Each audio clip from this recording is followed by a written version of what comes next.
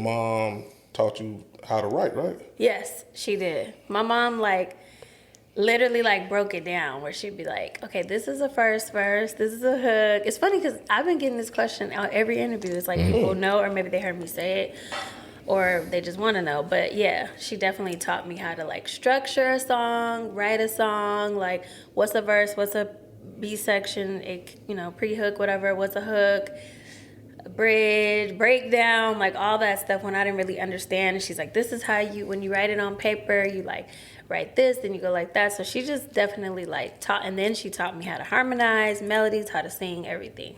And she was also a writer too, right? Yeah, she is a writer. Oh, okay. So you got she's all working on her project actually now. She's getting ready to. Oh, your mama, she sings her face off. She's getting ready to shoot her video. Which song is she doing this time? This next one, I gotta ask her which one off her new project, but it's incredible. All the music is incredible, and she's getting ready to drop a video. So y'all stay tuned for that. Okay. What I want to know is just to kick it off differently.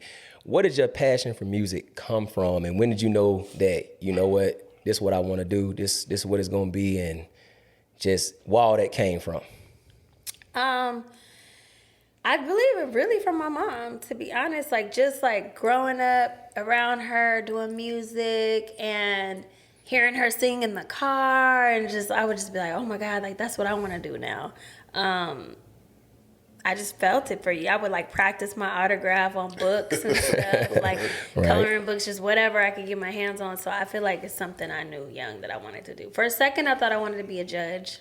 Just my mom took me to court with her, and I was like, Mom, I want to be a judge too. How old you were when you felt that? I was, of course, really young. Yeah, like probably like, okay. Who knows, maybe 8 years old or something, 9 years old. But I just like, I remember going with her and thinking it was so cool. Right. When the judge talks with the like have the power thing and the power of the room. I was like, wow. That lasted 5 minutes. And you got back to the music. Yeah. What was your first brush with, success in music? Like, what was the first placement you might have got? Or was it one of your own songs that actually like, okay, I can do this? Yeah, no. My first, foot in the door was me as a songwriter, because I was building my catalog. Like, I was around people that did music. So they were like, just stack your songs. Keep stacking your music. So I was like, okay. So I kept stacking my music, and then I got a phone call from my attorney, and it's like, Disney's interested in doing a publishing deal with you. So I was like, oh, okay, cool. Like, that's dope. You get a fat check, and you basically just do what I do anyway, which is write songs.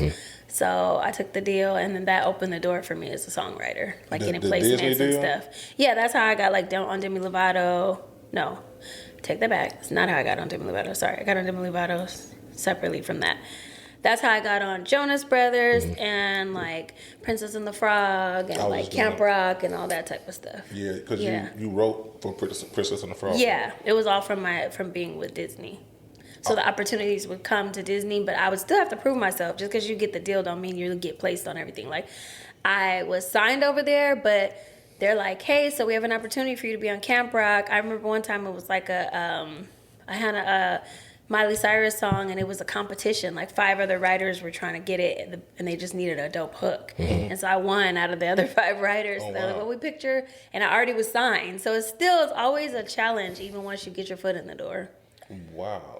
So was that, here we like to ask a little bit, was that Disney check a little different compared to other checks? Yeah, for sure. Really? Oh, okay. Yeah, I might go back over there. They reaching back out?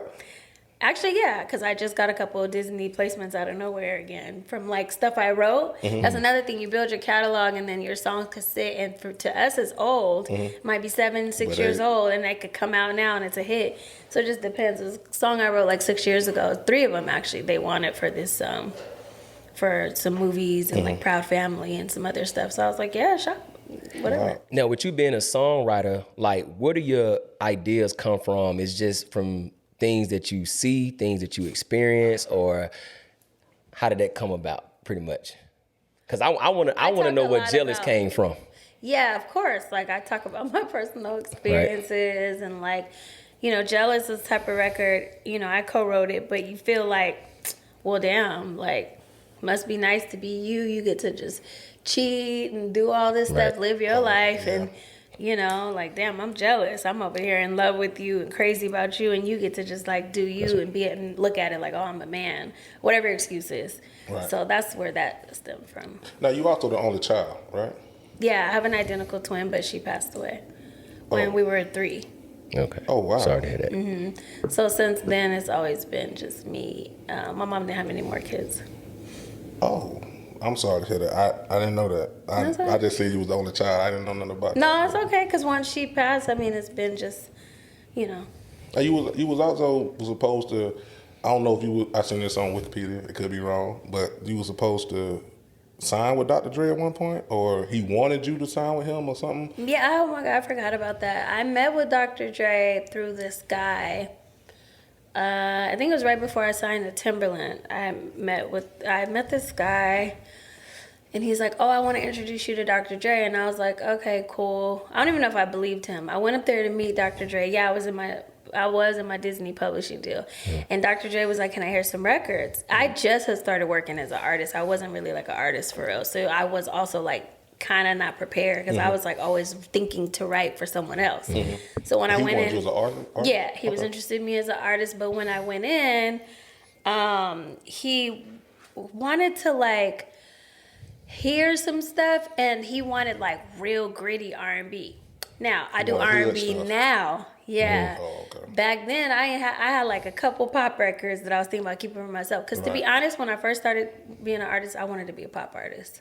Probably because that's what I wrote so good, like big white records, Yeah. like Right. almost like Jordan Sparks when she did the one No Air. Like Yeah. I was writing stuff like that. Okay. So imagine Dr. Dre so Right. hood. I come in there playing this Right. like innocent, you know. So I was like, People like, how you gonna sing over these beats? yeah, like this is what I'm used to. So Right. he asked the guy who brought me in if I could go back and bring back some recordings of me doing like some more hood. He wanted like Keisha Cole vibe almost, what he said. And then I ended up signing to Timberland, and I think there was like an issue going on or something with me going to talk to Dre. I don't know what was going on. So I was just like, all right, I'm just gonna chill. How was your experience over there with Timberland? It was cool. It was a great experience to like get to work with him, but people kept being like, "Girl, you signed to Timberland, you're not coming out," and I'd be like, "Be quiet." But I don't know. these are facts. Right. Like I love Timberland, but you're not.